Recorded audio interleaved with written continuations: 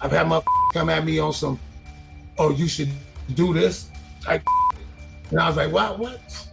Man, what the why the would I do that? It's the stuff you've got to watch. See, that's why you got to clear this stuff up. You've got to watch the stuff that they put out there, you know? Because they're just trying to make money. Can't take the vertebrae out of your back just to fit inside of someone's ceiling.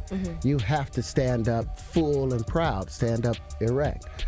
You know what I mean? Hey there, have you ever noticed something strange going on in Hollywood? Well, let's talk about it. You might have noticed some of your favorite actors like Jussie Smollett, Wesley Snipes, and Will Smith aren't as visible as they used to be. But why? There's a trend happening, and it's got people talking. Rumor has it that black men in Hollywood are facing challenges that other actors might not be. And here's where it gets interesting. Names like Isaiah Washington, Columbus Short, Darius McCrary, Nate Parker, CeeLo Green, Jason Mitchell, and even comedy genius Dave Chappelle are part of this conversation too.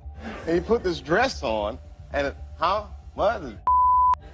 Nah, I'm not doing it. You don't feel comfortable with it. I mean, it's a hilarious bit.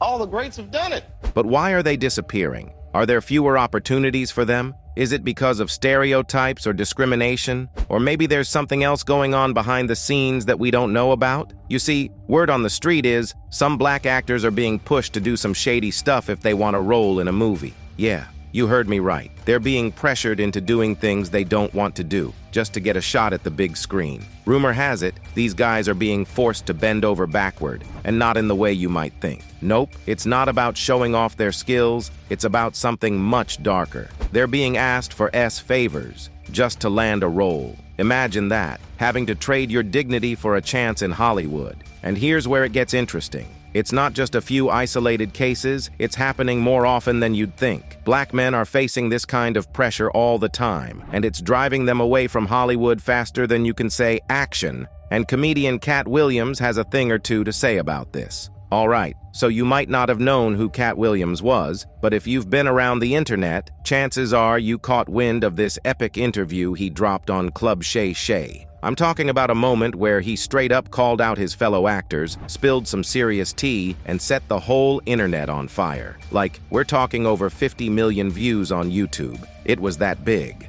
Now, here's the deal. Whether you buy into what Cat was throwing down or not, there's this whole buzz that some of the stuff he said came from a place of real pain. See, Cat's not just a comedian. He's also been in the Hollywood game himself. And let's be real, navigating Tinseltown is no cakewalk, especially if you're not willing to do some of the shady stuff they say you gotta do to hit the big leagues. During the interview on Club Shay Shay, he talked about Harvey Weinstein approach at him and offered to his pee. They canceled me for talking about Harvey Weinstein before the thing came out, but he offered to suck my in front of all my people at my agency. So, Cat, being the no-filter guy he is, went all out, calling out his peers who supposedly took the dark path to success. And Ludacris was found in this. So there was a crossroads where we were both invited to an Illuminati thing, Williams shared. It had to be one or the other of us, and decisions had to be made. So it was both of us. We were equal. One of us had to cut off all their hair and couldn't do the sideburn thing no more with the points. And the next person they said was going to get $200 million because they were going to pay him $10 million a movie to do 20 movies. And that's how the conversation happened. One of those persons turned out to be Ludacris, and the other person turned out to be Cat Williams. So there was a crossroads where we were both invited to an Illuminati thing, and it had to be one or the other of us, and decisions had to be made. And here's where it gets even more scandalous. Remember when Ludacris joked about shaving his head to win a Grammy? Yeah, turns out that might not have been just a joke after all. Fans started connecting the dots, noticing that Ludacris had indeed ditched his signature sideburns around the same time he started making waves in the music industry. But Cat wasn't swayed by the allure of fame and fortune. In his own words, he's more interested in protecting his integrity than chasing after millions. And while Ludacris may have found success in Hollywood, starring in the lucrative Fast and Furious franchise, Cat remained true to himself, refusing to sell his soul for a piece of the pie. Speaking of Fast and Furious, Ludacris certainly cashed in big time with his role in the blockbuster franchise. With 10 installments and counting, it's no wonder Ludacris has amassed a fortune of $40 million. But as Cat pointed out, all that glitters isn't gold. And if Ludacris' success is built on shady deals with the Illuminati, well, let's just say it might come with a price tag too high to pay. Then there's this story buzzing on the street, and it's about Tyrese Gibson and comedian Spanky Hayes. You see, they both auditioned for the role, and Tyrese got it. We're the best two people that's there. He gets up, he reads. I'm thinking, I'm not gonna get this. Then I get up, I'm reading. We both sit down, he said, I love both of you guys. But here's where it gets juicy. Spanky claims that Tyrese got the lead role in the movie Baby Boy by doing some, well, inappropriate stuff. Spanky spilled the tea on his show, saying Tyrese allegedly did some things to get that part. It's like, whoa, right? Both of you guys are talented, but which one of you guys are gonna Oh! And to keep it real, he got the lead role, Baby Boy. Now, everyone's talking about it, wondering if there's any truth to Spanky's story. But hey, only Tyrese and whoever else was involved really know what went down. But man, it sure has got people talking. Ow! All right, here's another reason behind this vanishing act, is what folks call the dress curse. I mean this theory about black actors being forced to wear dresses on screen in order to progress to the next level of fame. Take Omar Goodling, for example. He's been grinding in the acting game for years. Started off on TV hosting a show called Wild and Crazy Kids back in the day. Then he dipped his toes into the movie world with Ghost Dad. Remember that one? But here's the kicker. While his brother Cuba was snagging all the big roles and cashing in the big bucks, Omar was hustling on the sidelines. Sure, he popped up here and there on shows like Blossom and Hangin' with Mr. Cooper. And you know what? Omar spilled the beans in a recent interview. He talked about how there's this sneaky game going on in Hollywood trying to turn black male actors into something they're not. Something a bit more feminine. Because I'm the type of hetero and that will not compromise. I'm the type of person that moves around in the world. So I know how, I couldn't do something even, I'd be like, all right, fine, it's just acting. And then you meet somebody like, damn, I saw you with that. I say, oh, hell no, no, listen, man, that's acting. Now, here's where it gets juicy. Omar wasn't having any of it. He had his reasons, strong ones, for keeping his manhood intact. And because of that, he found himself on the outside looking in, while others soared to stardom. However, it seems it might take a little more than just appearance to avoid getting propositioned, as several other actors have also spoken about the concept of putting black male actors in dresses, and one of those is Cat Williams. It is possible that there isn't anything funnier than a guy in a dress. And if that's the case, then it might also be said that there's nothing funnier than a black guy in a dress. Williams admits that while it may be possible that there is nothing funnier than a black man in a dress, like every other aspect of the industry, it is probably not for everybody. In this case, Cat meant that wearing a dress wasn't for him, as he seems to believe in his heart that it's the one part of acting he might be incapable of pulling off. I watched all of my friends throughout my entire life be able to dunk a basketball, but not me. So everybody can't do everything. So, some of us make choices. I think it's not a biggest choice for others. Eddie Griffin, yeah, the funny guy, spilled the beans in a movie called Foolish. He showed how black actors are forced to wear dresses just to make it in Hollywood. Crazy, right? But wait, there's more. So what do you think? It's never been done before. Y'all want me to wear a dress? This confirms what Cat Williams has been shouting about all along. He's been saying that Hollywood's got this shady game going on, and now we've got proof. Whatever happened to integrity, man, huh?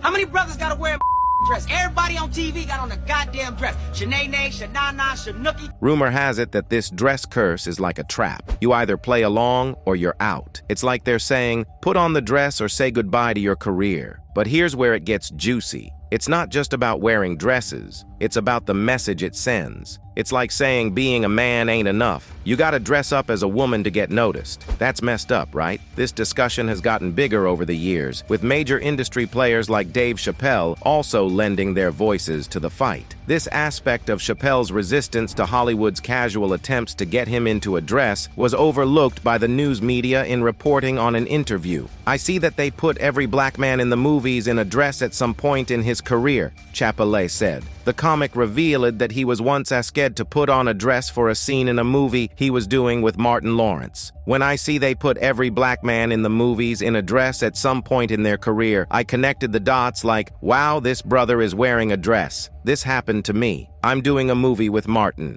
The movie's doing good. So I walk in the trailer, I'm like, man, this must be the wrong trailer because there's a dress in here, Dave explained. Like when I connect dots that maybe shouldn't be, I don't know.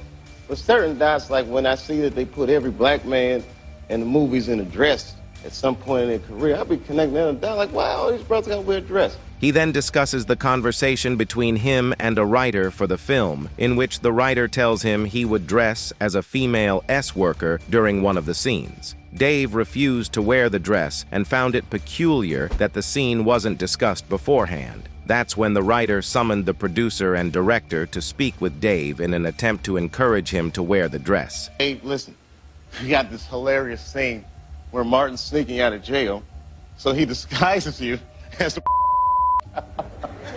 and he put this dress on. Chappelle gave an account to his interviewer about how everyone from the film's writers to the producers described the insistent attempts from every party who said that all of the greats did it at some point. But no matter how hard they tried, Dave Chappelle would not budge. Nah, I'm not doing that. I don't feel comfortable with that. That should have been in the discussion. What? You don't feel comfortable with it? I mean, it's a hilarious bit. All the greats have done it.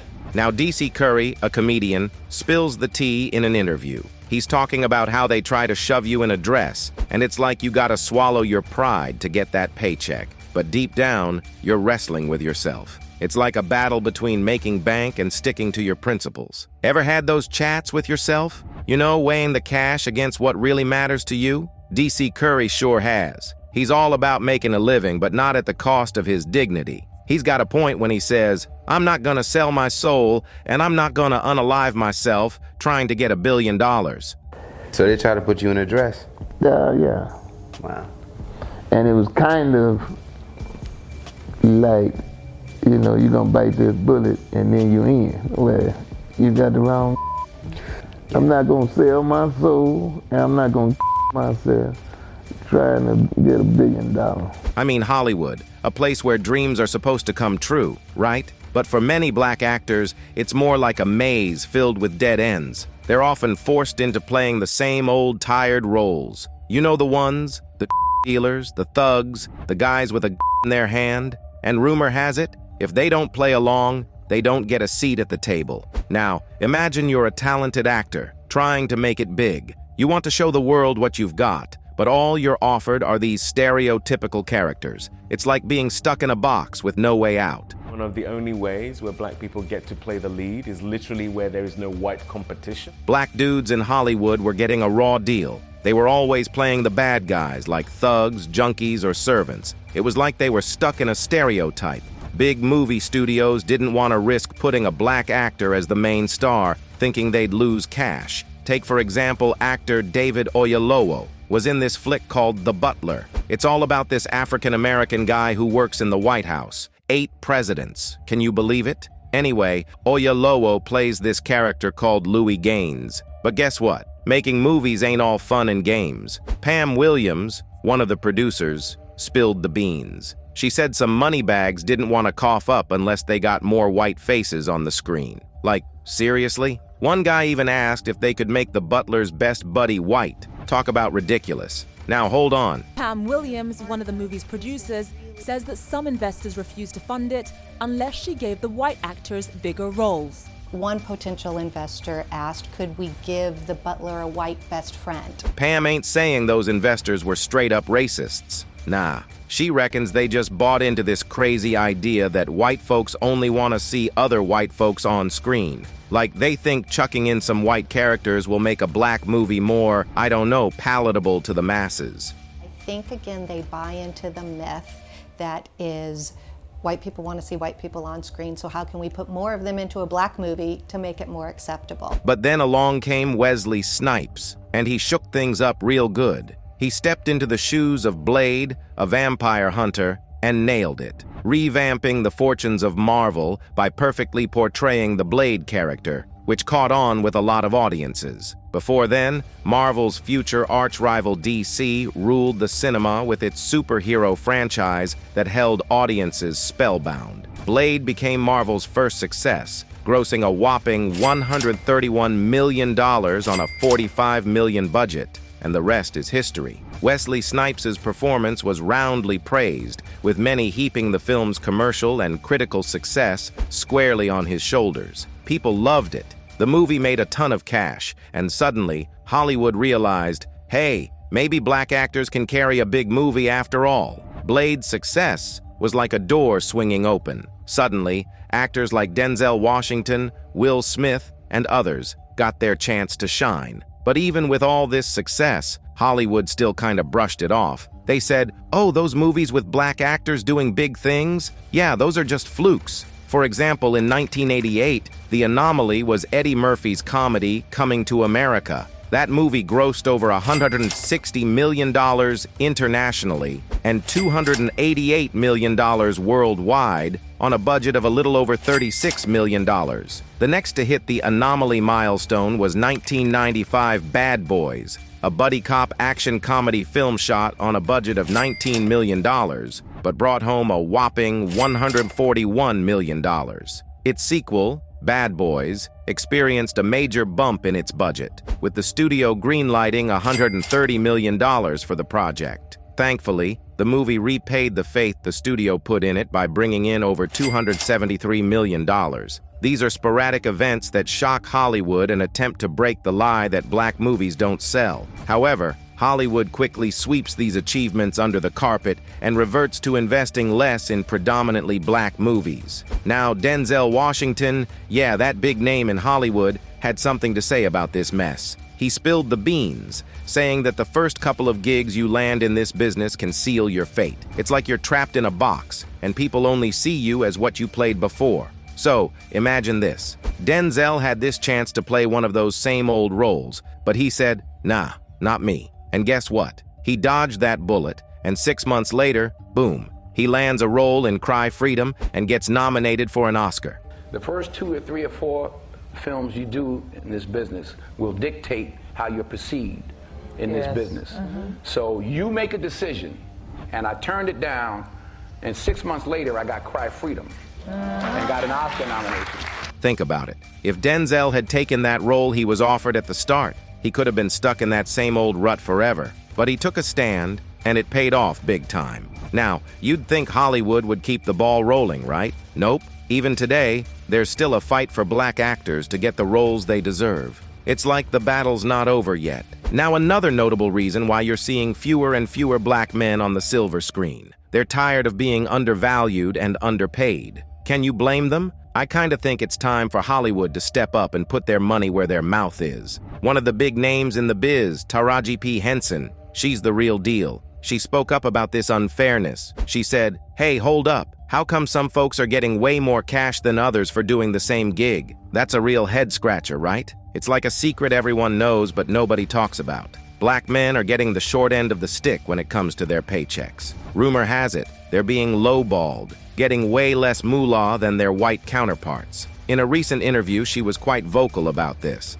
I've been getting paid, and I've been fighting tooth and nail every project to get that same freaking quote. And it's a slap in the face when people go, oh girl, you work all the time, you always working, well goddammit I have to. It's not because I wish I could do 2 movies a year and that's that. I have to work because the math ain't mathing. And I have bills, she vents, with so many tears. Listen, I've been doing this for 2 decades, and sometimes I get tired of fighting because I know what I do is bigger than me. I know that the legacy I leave will affect somebody coming up behind me. My prayer is that I don't want these black girls to have the same fights that me and Viola, Davis, Octavia Spencer, we out here thugging it out, Henson said. Now, take Gabrielle Union, for example. She's been in the game, putting in the work, but even she ain't immune to the paycheck problem. Rumor has it, she's been vocal about it too. It's like she's shouting from the rooftops, pay us what we're worth. I'm a black actress and producer in Hollywood. Of course, I'm going to have to work until it's the end. Because we can't retire.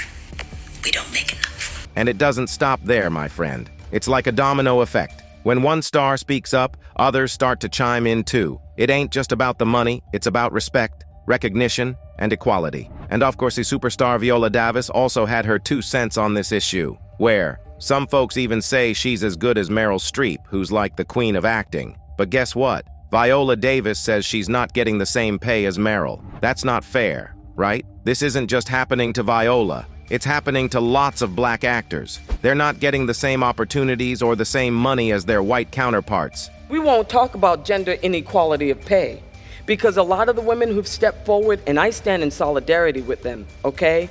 What they're getting paid, which is half of what a man is getting paid, well, we get probably a tenth. See, back in the day, there were tons of young black dudes hitting the big screen. They were like stars in the sky, shining bright and stealing hearts. But as time rolled on, things changed. The spotlight started to fade for a lot of them. Some of these guys hit the brakes early. They were like, nah, I'm out of here, and retired while they were still young. Others, though, tried to keep going. They wanted to be grown-up actors, but Hollywood wasn't making it easy for them. It's like they were stuck in this box, and they couldn't break out of their kiddie image. So what did they do? Well, some of them said, forget this acting stuff, and went off to do something else entirely. Others ended up on TV instead of the big screen. They had to find their own way in the crazy world of showbiz. But here's the real kicker. Being a child star ain't all glitz and glam. For some of these guys, it messed them up big time. They had to deal with all sorts of stuff. Pressure, fame, expectations,